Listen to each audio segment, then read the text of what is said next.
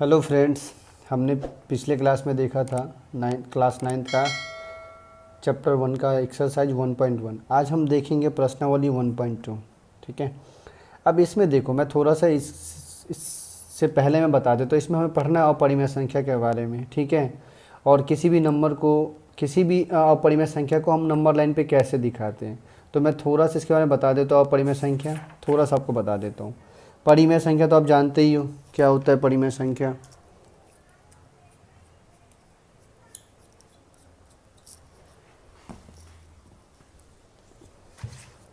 परिमेय संख्या क्या होता है?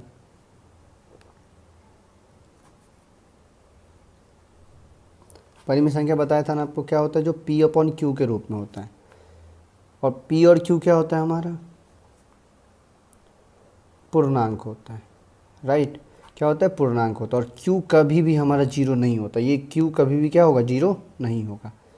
हम ऐसे लिख सकते हैं लेकिन कभी भी ऐसे नहीं लिख सकते हैं। ऐसे लिख सकते हैं लेकिन कभी भी हम ऐसे नहीं लिख सकते, क्योंकि जीरो नीचे में होता है। इसका मतलब ही होता है अनडिफाइंड। अनडिफाइंड का मतलब होता है कि इसको हम डिफाइन कर ही नहीं सकते, इसका कोई परिभाषा है नहीं, इसको परिभाषित किया ही नहीं जा सकता। अब देख लेते हैं अपरिमेय संख्या।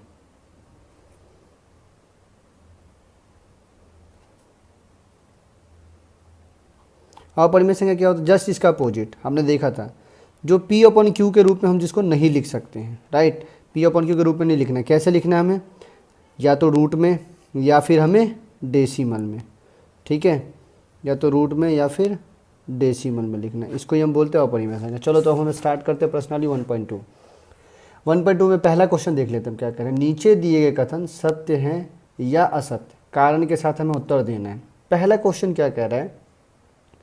प्रत्येक अपरिमेय संख्या एक वास्तविक संख्या होती है।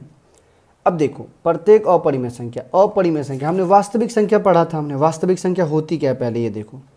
वास्तविक संख्या में हमने देखा था कि वैसी संख्या जो परिमेय और अपरिमेय संख्या के समूह को ही हम बोलते कि नहीं बोलते, कि समूह को ही हम क्या बोलते हैं? वास्तविक संख्या।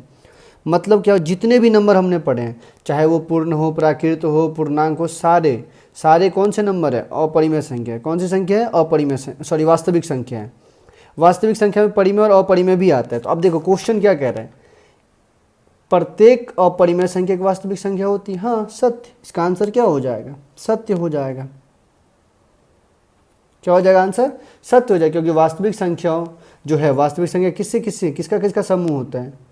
परिमेय और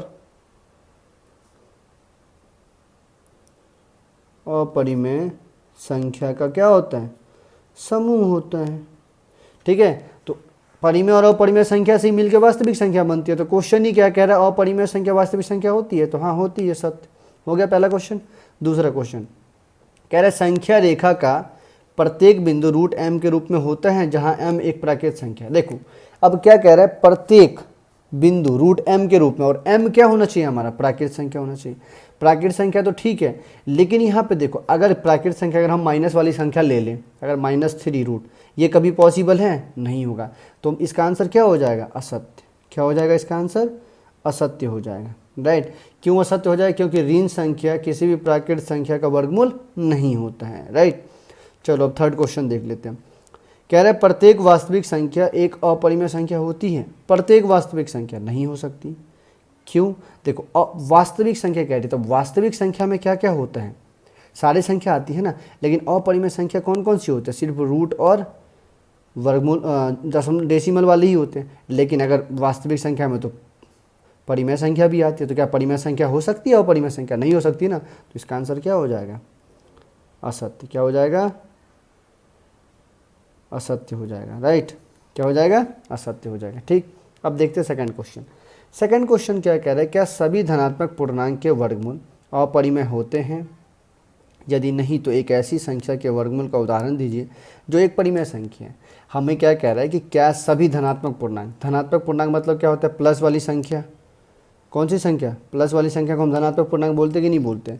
अब उसमें क्या कह रहा है, पूर्णांक वर्गमूल अपरिमेय होता है। अगर नहीं होता है तो एक संख्या का वर्गमूल दीजिए। अब देखो सिंपल सा है इसका सॉल्यूशन।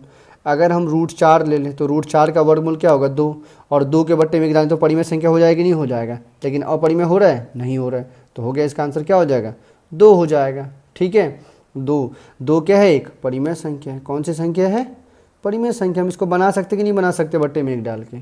ठीक, तो ये हो गया हमारा आंसर दूसरे। थर्ड क्वेश्चन क्या है हमारा, देखिए कि संख्या, दिखाइए कि संख्या रेखा पे हमें कितना दिखाना है, √5 को दिखाना है। ठीक है, देखो इसका एग्जाम्पल भी है, √5, √3, √2, √7 कुछ भी पूछ सकते हैं। ठीक है, तो मैं एक क्वेश्चन आपको बता देता हूँ, उसे समझ जाना।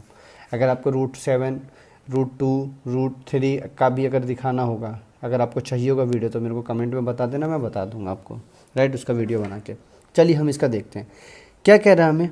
√5 को ना, देखो √5 सबसे पहले हम क्या कर देते हैं, ये हो गया हमारा, इसको हम क्या बोलते हैं, एक कोण हमारा 90 का होता है, समकोण त्रिभुज। कौन सा त्रिभुज हो गया ये हो गया समकोण त्रिभुज, राइट। समकोण त्रिभुज में कौन सा होता है, पाइथागोरस होता है ना,